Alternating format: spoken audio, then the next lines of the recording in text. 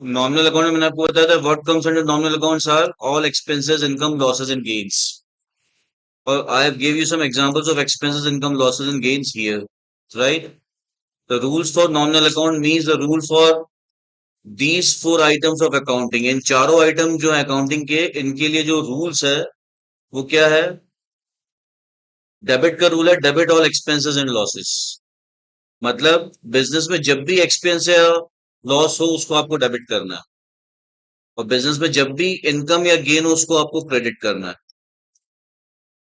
Correct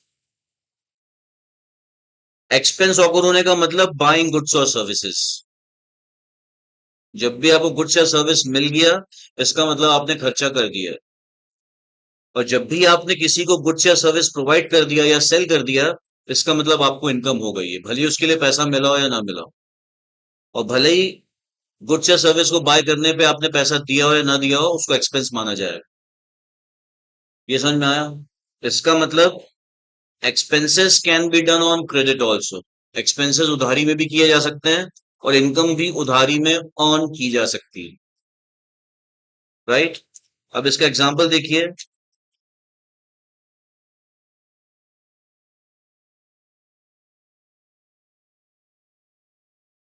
paid salaries of ₹5,000 in cash तो salaries हमारा क्या है एक्सपेंस है एक्सपेंस को हम क्या करते हैं डेबिट करते हैं तो हम एक्सपेंस को यहाँ पे डेबिट करेंगे सैलरीज अकाउंट हमारा यहाँ पे डेबिट हो जाएगा विथ 5,000 और क्रेडिट हो जाएगा कैश अकाउंट तो हम लिखेंगे टू कैश अकाउंट क्योंकि हम कैश को क्रेडिट कर रहे हैं यहाँ पे हमने नॉमिनल अकाउंट का रूल अप्लाई किया कि एक्सपेंस हुआ तो एक्सपेंस को डेबिट किया और यहाँ हमने रियल अकाउंट का रूल अप्लाई किया क्योंकि कैश हमारे यहाँ से गया है मतलब कैश पे से हमारी ओनरशिप चली गई है और रियल अकाउंट का रूल कहता है जब भी आपकी एसेट पर से ओनरशिप जाए उसको क्रेडिट कर दो कौन सी एसेट्स पे से जाए या तो फिक्स एसेट्स पे और या फिर कैश पर से ये समझ में आया अपन ओके ये उस दिन आप लोगों ने ये लिखा था रियल अकाउंट्स के बारे में फिक्स एसेट्स कैश और स्टॉक के नीचे इसके नीचे एक लाइन और लिखिएगा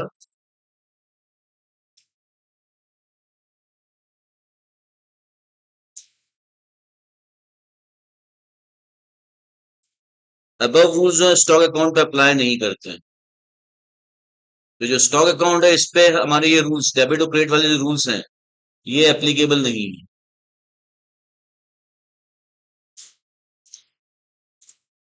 ठीक है लिखिए ये लाइन ये वाली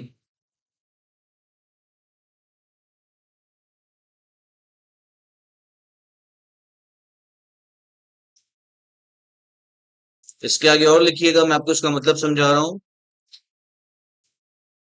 when purchase of stock that is goods is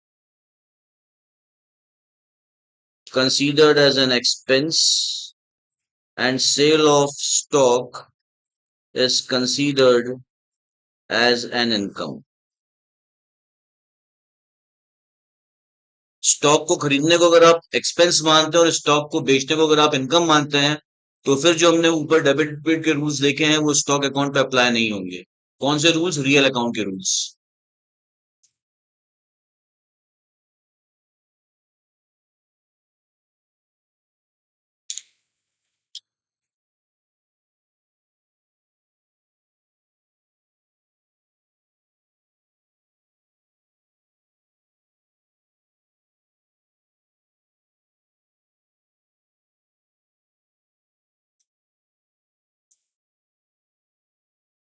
समझ में आ रहा है इतना आप लोगों को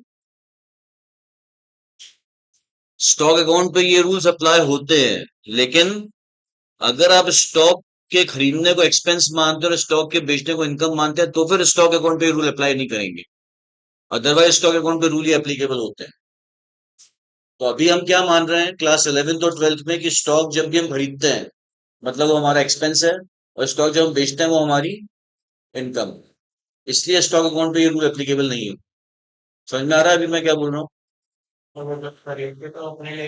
एक्सपेंस एक्सपेंस हम मानते हैं देखिए स्टॉक खरीदने को जब आप गुड्स खरीदते हैं हर्ष मेरी बात सुनो बाद में लिखना जब आप गुड्स खरीदते हो तो इसको आप दो में से कोई एक इसको उसका ट्रीटमेंट कर सकते हो। जब मैं गुड्स खरीदता हूँ तो या तो मैं ये मानूं कि मैंने खर्चा किया, या फिर मैं ये मानूं कि मेरे को एसेट पे ओनरशिप मिल गई। क्योंकि स्टॉक आपने खरीदा तो आपको उस गुड्स पे ओनरशिप मिल गई। अगर आप गुड्स पे ओनरशिप मानते हो तो फिर स्टॉक अकाउंट को आप डेबिट करोगे। लेकिन आप लोगों को वो अकाउंटिंग नहीं है। आप लोगों को क्या मानना है, जब आपने गुड्स परचेज किया then you should consider it as an expense, and when you sell stock you should consider it as an income and not as losing ownership on stock. जब आपने स्टॉक बेचा तो आपके उस गुड्स पे ownership चली गई, और आपको ऐसा नहीं मानना, आपको क्या मानना है कि आपको इनकम हुई। समझ में आया? और जब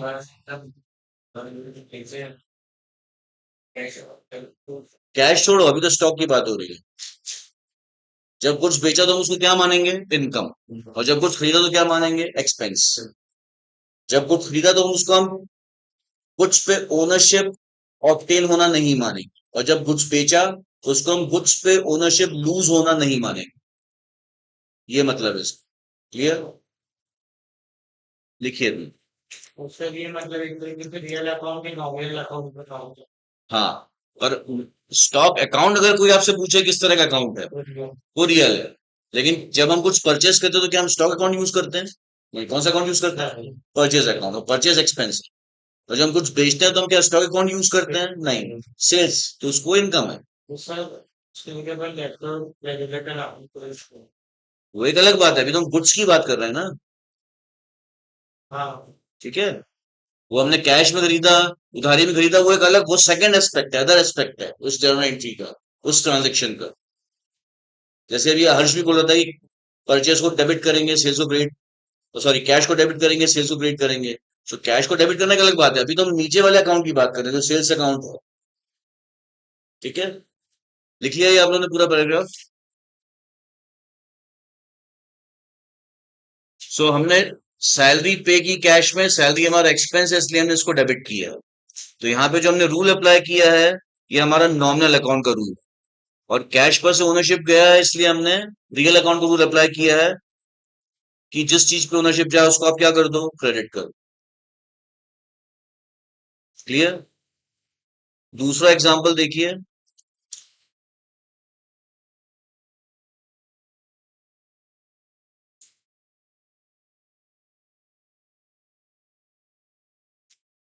received commission of rupees 500 in cash. हमें कमीशन मिला, कमीशन हमें मिला, ये कमीशन हमारे लिए क्या है, इनकम। इनकम को हम क्या करते हैं, क्रेडिट।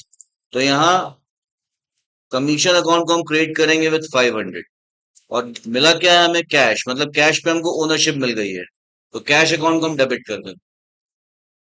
तो कैश के लिए हमने क्या रूल अप्लाई किया, रियल अकाउंट का। और इसके लिए क्या अप्लाई किया, नॉमिनल अकाउंट। क्लियर? सर कोई सा ऐसा ट्रांजेक्शन जिसमें दो नॉमिनल अकाउंट है? हो सकता है, पर अभी हम बाद में बात करेंगे इसकी। ठीक है, दो नॉमिनल अकाउंट भी हो सकते हैं, एक डेबिट हो रहा है, क्रेडिट हो रहा है। जैसे loss of goods by fire account debit to purchase account. Loss आपका नॉमिनल अकाउंट है, परचेज भी आपका नॉमिनल अकाउंट है।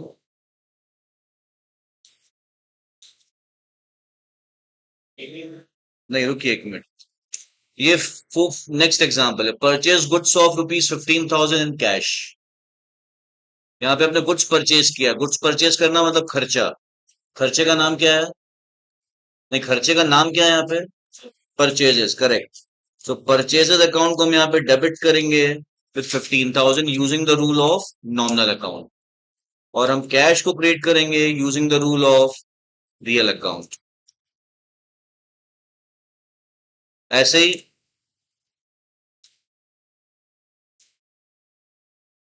Sold goods of rupees 15,000 for rupees 24,000 in cash. 15,000 रुपए के गुड्स को हमने 24,000 में बेचा। कैसे, कैश में।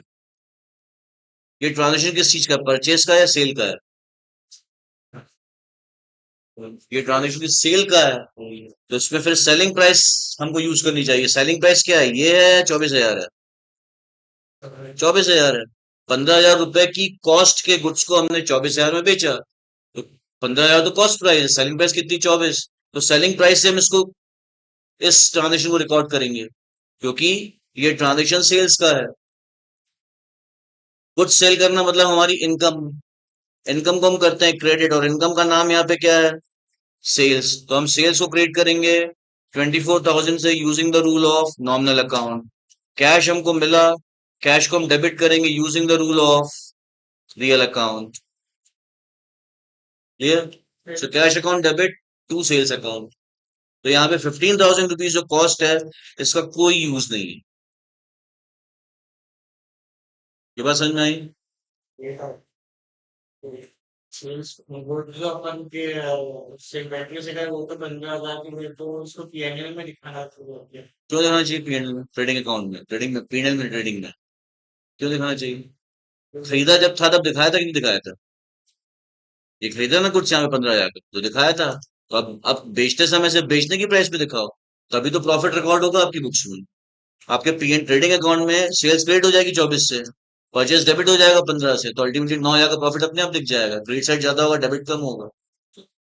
दिखाते हैं तो निकल पीएनएल इसमें कोई तो सेल्स जो दिखाते तो सेल्स दिखाते हैं पर परचेज ना दिखाइए, कॉस्ट ऑफ गुड सोल्ड दिखाते हैं वहां। नहीं नहीं उसे जर्नल एंट्री में वो जर्नल एंट्री में क्या दिखाते हैं? जब वो एंट्री याद नहीं आ रही, पर वो बेस सेल्स की, पर उसमें थोड़ी दिखाते कॉस्ट प्राइस दिखाते हैं। कॉस्ट प्राइस उस पर है, उसको मतलब वेट किया उस वो अकाउंटिंग इक्वेशन में दिखाते हैं, जर्नल एंट्री में नहीं दिखाते। हो सकता है कंफ्यूजन। जर्नल एंट्री में, जर्नल एंट्री में जब आप गुड्स सेल कर रहे हो, तो वो जो जर्नल एंट्री बनती है, वो सेल प्राइस, सेल वैल्यू से ही बनती है, परचेज प्राइस से कभी नहीं बनती। तो ये यहाँ हमने सेल प्राइस लिया है 24, ना कि परचेज प्राइस 15,000 लिया है। क्लियर? क्योंकि ये देखिए सिंपल सी बात है, ट्रांजेक्शन किस चीज का, परचेज का है, सेल का? तो फिर हम सेल वैल्यू यहाँ पे रिकॉर्ड करेंगे, परचेज क्यों रिकॉर्ड करें? परचेज ऑलरेडी रिकॉर्ड हो चुकी है यहाँ। क्लियर है यहाँ तक गाइस? अब लिखिए एग्जाम्पल सारे, यहाँ तक आप लिख चुके थे मेरे ख्याल से परसों ही क्लास में, राइट?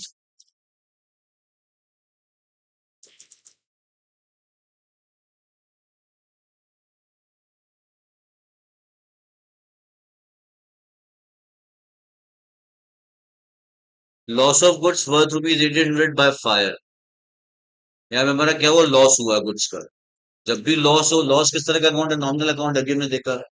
और जब भी लॉस हो, उसको हमको क्या करना है, डेबिट करना है, राइट? तो हम यहाँ पे लॉस अकाउंट को डेबिट करेंगे, चलेंगे loss of goods by fire account debit with 1,800। किस चीज का लॉस हुआ हमारा, गुड्स का। गुड्स जब आया था बिजनेस में, तो किस अकाउंट को डेबिट किया था हमने, परचेज।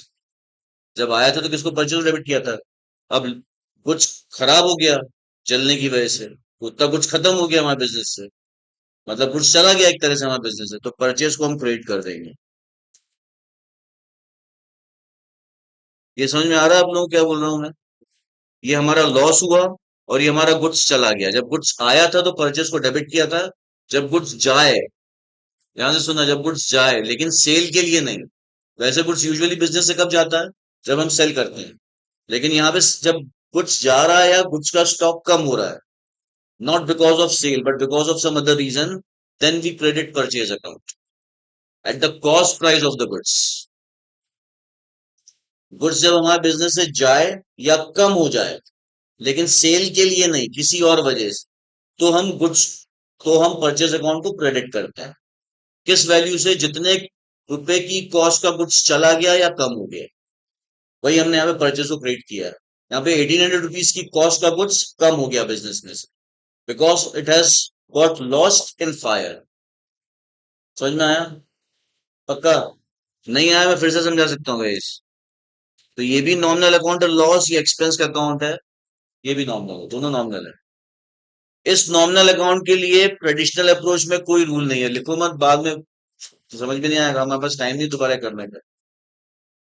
नॉमिनल अकाउंट को हमने यहाँ पे, नॉमिनल में ये किस तरह का अकाउंट है, एक्सपेंस, इनकम, लॉस या गेन, क्या है ये, परचेज, एक्सपेंस। पर एक्सपेंस को क्रिएट करने का ट्रेडिशनल अप्रोच कुछ कहता है क्या?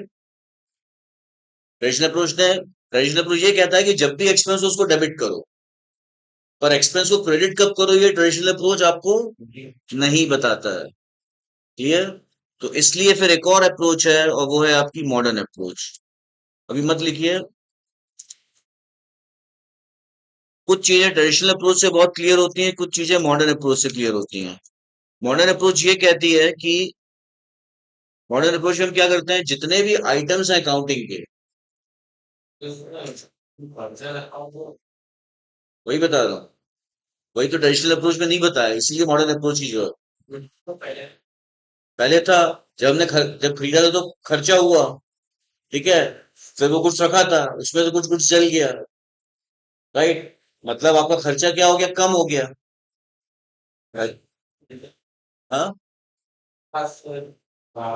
वैसी बात है, पर खर्चा कम हुआ कि नहीं हुआ, वो खर्चा जो है आपका कन्वर्ट हो गया लॉस में, तो इसलिए लॉस को हमने डेबिट कर दिया, और जो आपका खर्चा था वो कम हो गया, क्योंकि खर्चा कम हो गया किसमें कन्वर्ट हो गया, लॉस में। आपने एक शर्ट खरीदा 1000 रुपए का, तो खर्चा किया कि नहीं किया, किया, और बाद में वो शर्ट गुम गया, तो खर्चा आपका किसमें कन्वर्ट हो गया, लॉस में। भाई ऐसा नहीं हो कह सकते कि आप 1000 का मैंने पैसे दिए तो शर्ट गया और 1000 का लॉस भी हो गया, आपको 2000 का लॉस हुआ क्या, लॉस कितने का हुआ, 1000 का ही हुआ, राइट। पहले खर्चा हुआ था वही खर्चा लॉस में कन्वर्ट हो गया, पर अल्टीमेटली आपकी जेब से कितने गए, परचेज है, तो परचेज को हमने कम कर दिया और लॉस को बढ़ा दिया, ये किया हमने। पर परचेज को कम करने के बारे में ट्रेडिशनल अप्रोच हमें कुछ भी नहीं बताता, that is why we have modern approach. अब अकाउंटिंग में कितने आइटम्स होते हैं, कौन कौन से?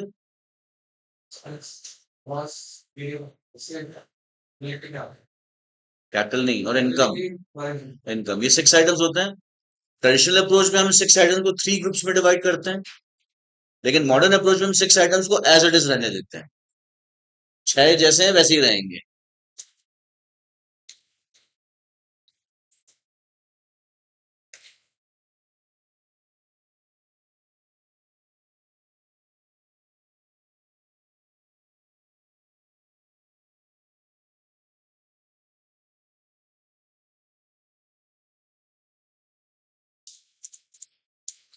तो मॉडर्न अप्रोच भी हमें बताता है रूल्स ऑफ अकाउंटिंग, मतलब कब किसको डेबिट करो, कब किसको क्रेडिट करो, राइट।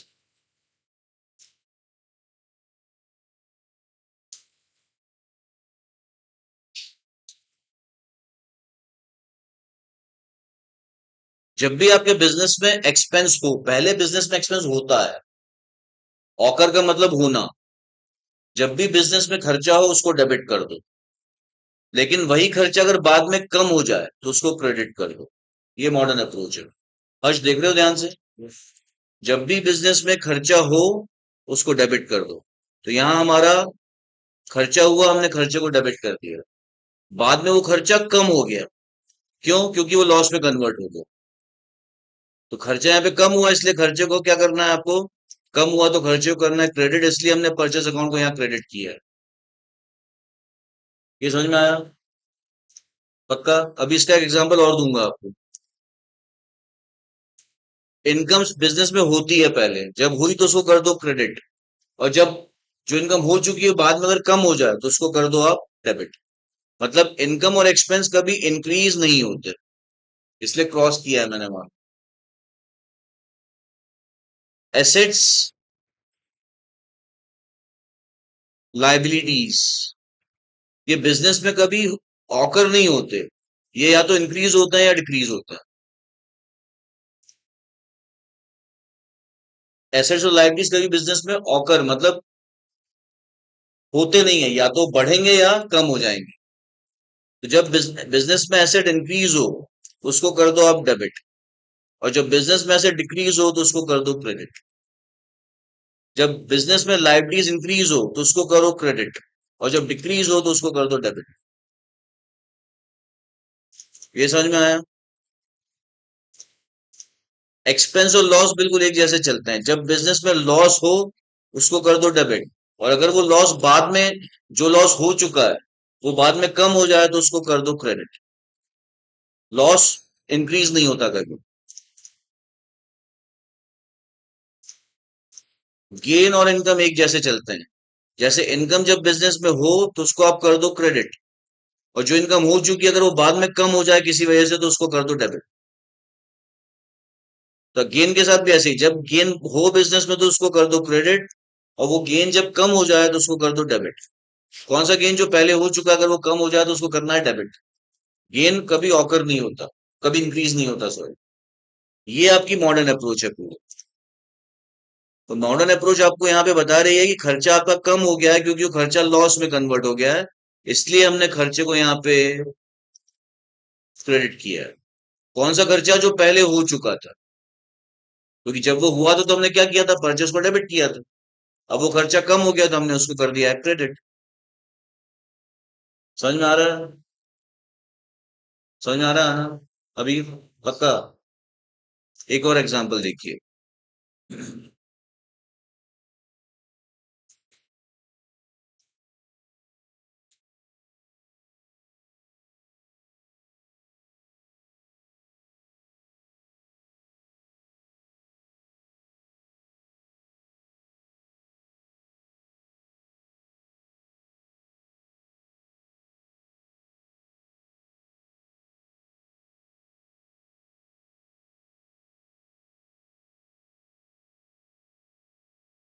हमने जो गुड्स यहाँ परचेज किया था 15,000 का, उसमें से हमने कुछ गुड्स सप्लायर को रिटर्न कर दिया और सप्लायर से हमको कैश मिल गया।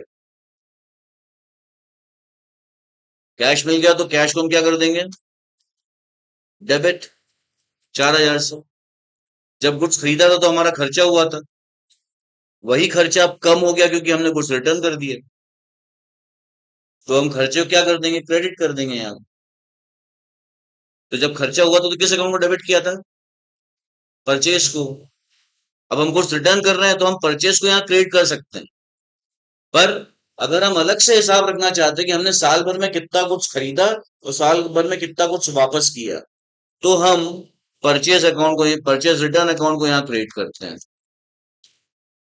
तो सर अगर एग्जाम तो अगर ये परचेज रिटर्न जो है ये असल में है नॉमिनल अकाउंट ही, ये खर्चे का अकाउंट ही है। खर्चा यहाँ पे क्या हो गया? हमारा कम हो गया क्योंकि हमने गुड्स रिटर्न कर दिया। This is purchase account only, but we want to keep separate track कि हमने साल भर में कितना कुछ वापस किया, इसलिए हमने उसको परचेज अकाउंट में डालने के बजाय परचेज रिटर्न में डाल दिया है। पर ईयर एंड में, एक मिनट, ईयर एंड में हम क्या करते हैं? इसको परचेज रिटर्न को कहाँ ले जाते हैं? ट्रेडिंग में ट्रेडिंग में परचेज में से लेस करते हैं ना। तो अल्टीमेटली है क्या? ये परचेज को लेस ही कर रहा है, मतलब परचेज आपकी कम हो गई है। परचेज कम होना मतलब खर्चा कम होना। खर्चा कम हुआ मतलब आपको उसको क्या करना है? क्रेडिट करना है। वही हमने परचेज रिटर्न को क्रेडिट किया है। समझ में आ रहा है नहीं आ रहा है? पक्का है? क्या पढ़ना पड़ेगा? हाँ, देखना, एक बार देख लेना, बस ज्यादा डिफिकल्ट नहीं है। खर्चा हो तो खर्चे को डेबिट कर दो, वही खर्चा जब कम हो जाए तो उसको क्रेडिट कर दो। वही खर्चे जो कम हो गया हमने उसको क्रेडिट किया यहाँ पे। खर्चा कैसे कम हो गया यहाँ पे? क्योंकि हमने गुड्स को रिटर्न कर दिया। तो यहाँ पे आप परचेज अकाउंट भी लिखोगे तो भी गलत नहीं है, टेक्निकली गलत नहीं है, राइट? लेकिन हम परचेज अकाउंट इसलिए नहीं लिखते। अगर हम परचेज लिख देंगे तो परचेज अकाउंट में जाके मिक्स हो जाएगा 4,000, तो आपको कभी नहीं पता चलेगा कि साल भर में आपने कितना खरीदा और कितना वापस किया। आप चाहते हो दोनों अलग अलग हिसाब रखो। देखिए, सुनिए ध्यान से जो बता रहा हूँ। ओनर ने बिजनेस में पैसा लगाया 5 लाख, कौन से अकाउंट को आप यूज करते हो वहां पे? कैपिटल को। ओनर ने उसके बाद 10,000 रुपए निकाल लिए, कौन से अकाउंट को यूज करते हो? क्यों? वो तो ओनर ही है, कैपिटल को यूज कर दो ना। कैपिटल को कम कर दो। जब उसने बिजनेस में कैपिटल लगाई तो कैपिटल को क्रिएट करते हैं। जब उसने बिजनेस से पैसा निकाला तो ड्राइंग को डेबिट करते हैं। पर ड्राइंग और कैपिटल के पीछे है कौन? ओनर ही है। तो जब ओनर है तो ड्राइंग अकाउंट अलग से खुलने की क्या जरूरत है? कैपिटल अकाउंट ही, कैपिटल को आप डेबिट कर दो। सेपरेट तो आपको ये नहीं पता चलेगा कि साल भर में कितना उसने पैसा लगाया, कितना निकाला। इसलिए हम तो अलग अलग अकाउंट रखते हैं। लेकिन ईयर एंड में जाके ड्राइंग क्या करते हैं? हम कैपिटल में से लेस करते हैं कि नहीं करते हैं बैलेंस शीट में, ताकि नेट पता चल सके कि ओनर को हमें कितना देना है या उससे कितना लेना है। यही चीज यहाँ पे भी है। परचेज और परचेज रिटर्न हो, सेल्स या सेल्स रिटर्न हो या कैपिटल या ड्राइंग हो। अकाउंटिंग इसीलिए की जाती है ताकि हर चीज का क्लियर कट आपको चीज पता चलती रहे। राइट, एक हस्बैंड ने अपनी वाइफ को ईयर मंथ के बिगिनिंग में 25,000 रुपए दिए, बोले महीने भर का खर्चा तुमको इससे चलाना है और मुझे एंड में बताना कितना खर्चा होगा। राइट, एंड में उसके पास वाइफ के पास 2,000 रुपए बचे मंथ के एंड में। हस्बैंड ने पूछा कितना कितना खर्चा हुआ, उसने बोले 23,000 का खर्चा हुआ। तो हस्बैंड ने बोला कहाँ कितना खर्चा हो ये बताओ, बोले वो मेरे पास हिसाब नहीं है। वो तो जब जब खर्चा होता था मैं लिखती जाती थी उसको, एक कागज पे ऐड करती जाती थी। आज 200 का खर्चा हुआ, वहां 200 लिख लिया। अगले दिन 500 का हुआ तो नीचे 500 लिख लिया। तो एंड में बता दिया उसने सबका टोल करके 23,000 का खर्चा हुआ। और वो हस्बैंड जो है वो उस पर नाराज हो रहा है कि तुमने क्यों नहीं लिखा किस चीज का कहाँ कितना खर्चा हुआ। क्यों क्यों जरूरी है अलग अलग लिखना? भाई खर्च अल्टीमेटली खर्चा ही किया है ना। तो लिख लो सिर्फ 200, कभी 500, कभी 1,200, कभी 600, कभी 100 रुपए, टोटल खर्चा तो पता चल जाएगा। लेकिन ये लिखना क्यों जरूरी है कि 200 रुपए कहाँ खर्चा किया या 500 कहाँ? सेपरेट काम, क्यों पता पड़े? क्रेडिट का, अरे बिजनेस घर के की लिए। बात हो रही है, बिजनेस की बात ही नहीं हो रही। क्यों पता चले? नेक्स्ट मंथ के लिए क्या इतना खर्चा?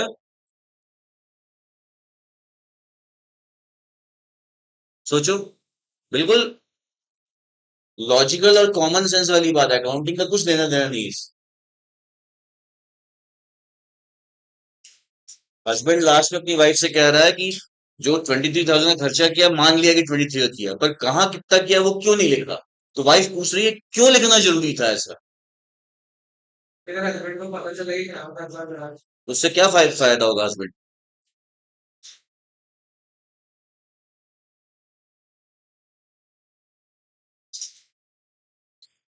आपको फादर ने 5,000 रुपए दिए या पेरेंट्स ने 5,000 रुपए दिए? हाँ, ताकि हम खर्चों पे कंट्रोल कर सके, हमको पता चल सके कहाँ पे हम खर्चों पे कटौती कर सकते हैं। अगर वाइफ ने लिस्ट बनाई होती पूरी की वेजिटेबल पे इतना, फ्रूट्स पे इतना, फुटवेयर पे इतना, कपड़ों पे इतना, बिजली का इतना, तो एंड में पता चल जाता कि बिजली पे टोटल कितना खर्चा हुआ, कपड़ों पे टोटल कितना खर्चा हुआ, दिख जाता। राइट, तो हस्बैंड कह सकता नहीं ये चीज ज्यादा हो रही है इस पे कम खर्चा करो। And that is why in businesses also, for every different kind of expense or income, they make separate accounts so that they could know कि कहाँ कंट्रोलिंग करनी है। सेल्स हुई तो मोबाइल फोन ज्यादा बिका या उसका चार्जर ज्यादा बिका, ताकि बिजनेस को पता चल सके अच्छा चार्जर ज्यादा बिक रहा है, चार्जर का स्टॉक ज्यादा रखो, मोबाइल फोन का स्टॉक कम कर दो, ये ज्यादा बिक रहा है। लेकिन हर बार आप सेल सेल सेल ही लिखते जा रहे हो तो पता नहीं चलेगा कौन सी चीज ज्यादा बिकी है। समझ में आ रहा है? तो वो अकाउंटिंग का मतलब ही, accounting should give you full information about the financial affairs of your business, चाहे वो घर, चाहे वो आपकी दुकान हो चाहे घर हो। वो आपको पूरी इंफॉर्मेशन देनी चाहिए कि सैलरी का खर्चा कितना हो रहा है, बिजली का कितना हो रहा है, चाय जो दुकान में आ रही है उसका कितना खर्चा हो रहा है, कपड़ों, अगर घर की बात है तो कपड़ों का कितना खर्चा हो रहा है, अगर बिजनेस की बात है तो रेंट पे कितना खर्चा हो रहा है, टेलीफोन पे कितना खर्चा हो रहा है, एडवर्टीजमेंट पे कितना हो रहा है, ट्रैवलिंग पे कितना हो रहा है। राइट, ये इंदौर में इंदौर बहुत बड़ा बिजनेस सेंटर है, you all must be knowing. आसपास बहुत सारे छोटे छोटे टाउन्स और गांव हैं, यहाँ जितने भी बिजनेसमैन हैं मेनली इंदौर में, खासकर जो ट्रेडिशनल मार्केट में बैठे हैं, चाहे वो सियागंज हो आपका, चाहे आपका राजवाड़ा के उधर आपका बर्तन बाजार हो, साठा बाजार हो, ये सब बाजार के नाम पता ही नहीं, पता आप लोगों को? खजूरी बाजार हो। राइट, साझा वगैरह को साठा बाजार मसालों का बाजार है, वो बर्तन बाजार से लगा हुआ है, जो सारे मसाले ड्राई फ्रूट ये सब मिलता है। यू आपको एक और चीज शायद नहीं पता होगी, इंदौर एशिया का सबसे बड़ा क्लासिफाइड मार्केट है। सबसे बड़ा क्लासिफाइड मार्केट मतलब कोई चीज चाहिए तो आप उसका मार्केट अलग से है यहाँ। ना स्टैंडर्ड ये मार्केट, हैदराबाद में, ना बैंगलोर में, ना पूना में, ना मुंबई में, ना दिल्ली में, ना गुड़गांव में, कहीं नहीं है ऐसा। प्रोविंस फ्लावर और इसके भी सब। हर चीज का, कपड़े का कपड़ा मार्केट है, बर्तन का बर्तन बाजार है। राइट। साठा बाजार मसालों का है, आड़ा बाजार आपके कॉस्मेटिक्स का है, खजूरी बाजार पूरा आपका बुक्स और उसका स्टेशनरी आइटम्स का है। राइट। सियागंज में आपका पूरा थोक में सारा आपका अनाज से लेके प्लास्टिक से लेके तेल से लेके सब कुछ मिलता है वहां। इंडिया का वाकई में बिगेस्ट क्लासिफाइड मार्केट एशिया का पूरा इंदौर है। आपको बैग्स चाहिए, आपका एक वो मार्केट है आड़ा बाजार के पीछे वाला, क्या बोलते हैं उसको, सराफे के पीछे जो है, राइट। नहीं, एक रानीपुरा अलग है। वहां पे आपको सारे कपड़े वाले भी हैं, रंग वाले, होली में रंग चाहिए, पटाखे, अब तो पटाखे वालों के अलग से लाइसेंस हो गए हैं, वो एक अलग बात है। पर फिर वो भी बोरा बाजार कहते हैं उसको। सराफा के पीछे बोरा बाजार है, वो बोरा लोगों की दुकानें हैं सारी, सब बैग्स की दुकानें हैं। एक कोटा बाजार है। क्या, कोटा बाजार ही कहते हैं, क्या कहते हैं उसको, एक चोर बाजार है गोपाल मंदिर के पीछे कपड़ों का। ये गाँव हाँ। सो तो ये मैं आपको ये बता दूं, यहाँ जो बिजनेसमैन जितने हैं वो क्या करते हैं यूजुअली, ये सिर्फ इंदौर मार्केट पे डिपेंडेंट नहीं है। ये आसपास के जितने टाउन्स और छोटे छोटे सिटीज हैं, छोटे विलेजेस है, वहां जाते हैं, ऑर्डर वहां से लेके आते हैं, राइट। और फिर यहाँ से सप्लाई करते हैं माल। So they are not dependent on retail market, they are mainly dependent on wholesale market। फिर अगली बार जाते हैं, सबसे कलेक्शन करके लेके आते हैं और ऑर्डर लेके आते हैं, फिर सामान भेजते हैं। फिर मतलब उनको बार बार ट्रैवलिंग करनी पड़ती है, चाहे वो सियागंज वाले हो, चाहे मैंने जितने क्लासिफाइड मार्केट की बात की उनके वाले हो, वो सब ऐसे ही करता है। दुकान में बैठता कौन है, सिर्फ शोरूम वाला जो लेके बैठा है, जो टीआई में है, C21 में है, या कहीं और है, वो। So accounting should give you complete information. That is why we have all separate accounts for each and everything. कितना कुछ खरीदा, कितने का वापस किया, उधर ने कितना पैसा लगाया, कितना उसने निकाला, फॉर एवरीथिंग। ठीक है। तो सेम ऐसे ही है आपका।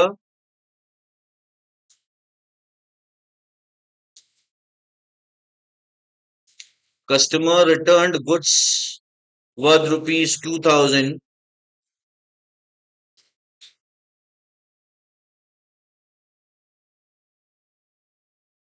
And received cash back. मतलब कस्टमर ने हमें 2000 का गुड्स वापस दिया और हमसे 2000 रुपए ले लिए। जब हमने गुड्स उसको बेचा था तो हमने किस अकाउंट को क्रेडिट किया था, जब गुड्स हमने जब जब हमने गुड्स उसको बेचा था तो हमने कौन से अकाउंट को क्रेडिट किया था, सेल्स को। सेल्स हमारी इनकम थी, उस समय इनकम हुई थी। जब गुड्स उसने रिटर्न कर दिया तो हमारी इनकम क्या होगी, 2000 से कम हो गई। जब आपके बिजनेस में इनकम हो तो उसको आपको करना है क्रेडिट, वही इनकम जब कम हो जाए तो उसको आपको करना है डेबिट। तो आप चाहो तो यहाँ सेल्स अकाउंट को डेबिट कर सकते हो, और चाहो तो सेल्स रिटर्न्स अकाउंट को आप डेबिट करो। कितने से, 2000। और आपने उसको कैश रिफंड दिया है, तो 2000 का कैश आपके यहाँ से चला गया, तो रियल अकाउंट के रूल के हिसाब से आप कैश को क्रेडिट कर दो, नॉमिनल अकाउंट के रूल के हिसाब से आप इसको डेबिट कर दो। हालांकि नॉमिनल अकाउंट में, ट्रेडिशनल अप्रोच में, नॉमिनल अकाउंट इनकम कम होने के बारे में कुछ भी नहीं बताते। वो कहता है इनकम जब हो तो क्रेडिट कर, लेकिन इनकम जब कम हो जाए तो उसके बारे में आपका नॉमिनल अकाउंट कुछ भी नहीं कहता। कह रहा है क्या नॉमिनल अकाउंट की जब इनकम कम हो तो क्या करो, it says only when what happens, what you have to do when income occurs. When income occurs, you have to credit it. But what happens to when income decreases? And for that we have modern approach, which says जब income आपकी कम हो तो उसको आपको debit कर लो। वही हमने यहाँ पे किया, सेल्स रिटर्न को हमने डेबिट कर दिया। समझ में आ रहा है, पक्का। कहाँ तक लिखा था आप लोगों ने, 6 तक, 7 से लिखिए।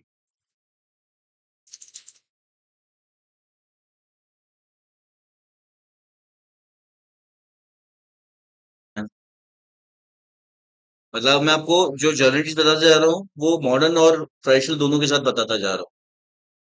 मॉडर्न अप्रोच क्या कहती है, जब एक्सपेंस हो तो उसको डेबिट कर दो, जब लॉस हो तो उसको डेबिट कर दो।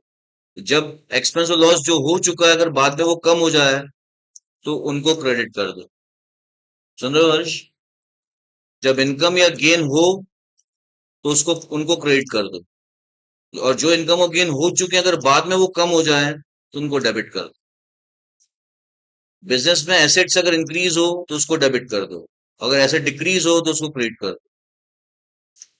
बिजनेस में लायबिलिटीज अगर इंक्रीज हो उसको क्रेडिट कर दो, और लायबिलिटी अगर डिक्रीज हो जाए तो उसको डेबिट कर दो। ये ठीक। ये हमारा नॉमिनल अकाउंट था, हम बात कर रहे हैं पर्सनल अकाउंट्स में। आपको उसके तो इतना ही है। और अभी अब सब एक साथ देखेंगे ना, अभी तो सब आएगा एक साथ।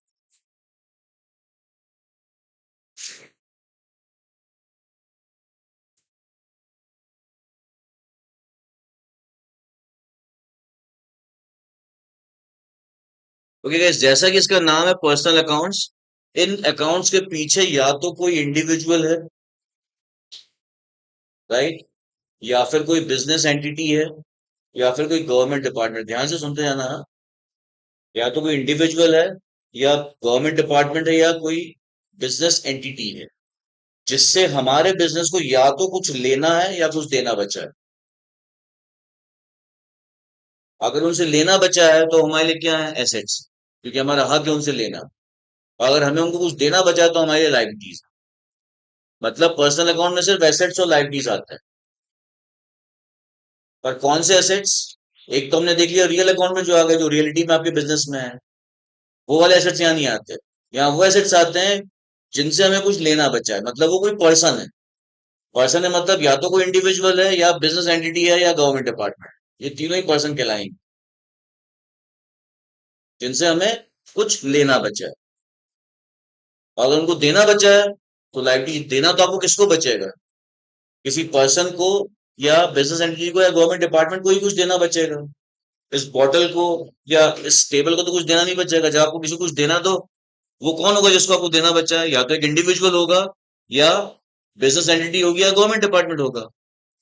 इसका मतलब लाइबिलिटी, और वो जिसको आपको देना बचा आपके बिजनेस के लिए क्या है? लाइबिलिटी है। इसका मतलब लाइबिलिटी हमेशा ही पर्सनल होती है। Liability is always personal because you have to give और pay something to somebody, and that somebody is individual or business entity or government department। लेकिन सारी की सारी एसेट्स पर्सनल वो जरूरी नहीं है। एसेट्स वही पर्सनल होती है जिनसे कुछ लेना बचा है। लेकिन जिनसे कुछ लेना बचा उसके अलावा भी एसेट्स होती है कि नहीं होती बिजनेस में? जैसे ये बॉटल मेरी एसेट है, ये फर्नीचर मेरी एसेट है, ये प्रोजेक्टर लैपटॉप ये मेरी एसेट है, राइट। और आप लोग भी मेरी एसेट हो अगर मुझे आपसे फीस लेनी बची है। Getting my point? तो आप लोग हो गए मेरी पर्सनल एसेट, और बाकी ये जो चीज है ये है मेरी रियल एसेट, मतलब रियल अकाउंट्स। समझ में आया? तो मैंने आपको क्या समझाया अभी यहाँ पे पर्सनल अकाउंट में, कि लाइबिलिटी सारी की सारी पर्सनल होती है, लेकिन एसेट्स पर्सनल भी होती हैं कुछ, और कुछ रियल होती हैं। तो यहाँ पे कौन सी एसेट्स आएंगी? पर्सनल वाली आएंगी। पर्सनल एसेट मतलब जिनसे कुछ लेना बचा। लाइबिलिटी मतलब जिनको कुछ देना बचा, वो तो हमेशा ही पर्सनल हो। क्लियर है? पक्का? So it includes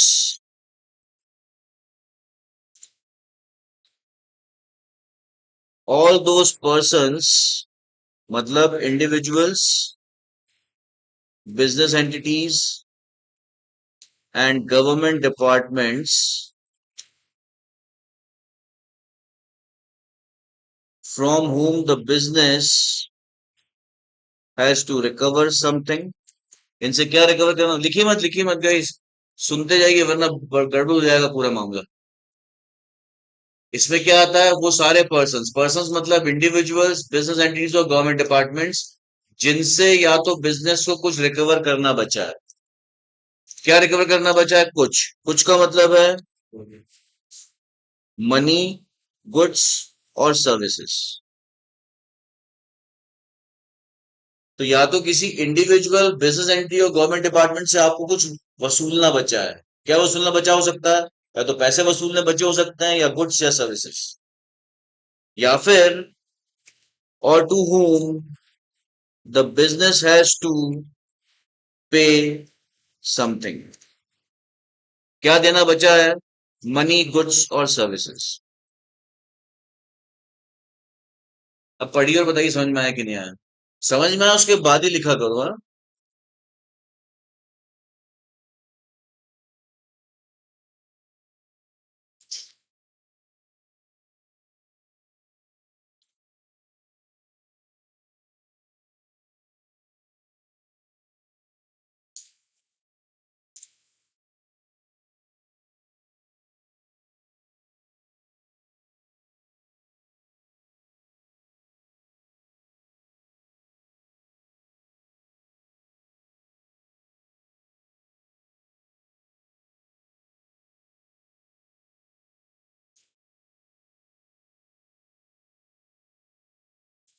known as personal assets. Liabilities में पर्सनल इसलिए लिख रहा है क्योंकि लाइबिलिटीज आर ऑलवेज पर्सनल।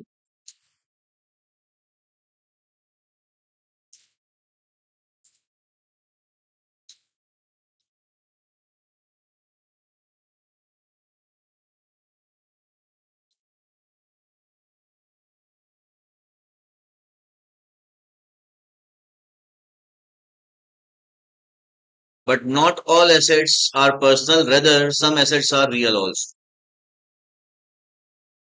और रियल जो एसेट्स उसमें क्या क्या आता है? और स्टॉक, और एक और चीज आती है। हाँ, अभी देख तो रहे थे थोड़ी देर पहले, अभी 2-3 मिनट पहले देखा है। फिक्स्ड एसेट्स, स्टॉक और मनी, मतलब कैश, राइट। वो तीनों ही रियल होते हैं जो बिजनेस में है। फिक्स्ड एसेट, स्टॉक और कैश। जो बैंक में पैसा है वो रियल नहीं है क्योंकि हमारे पास नहीं है।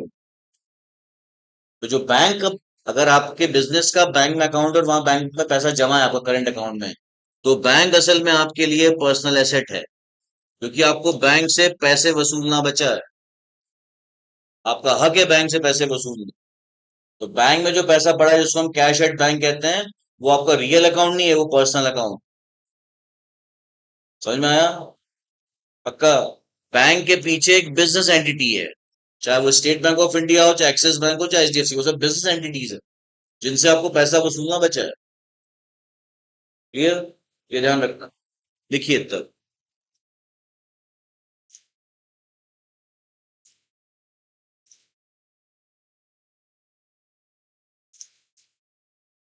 अब इसके जो रूल्स ऑफ अकाउंटिंग है गए रियल अकाउंट पर्सनल अकाउंट के, वो है debit the receiver and credit the giver. ये तो आपको पता है, राइट?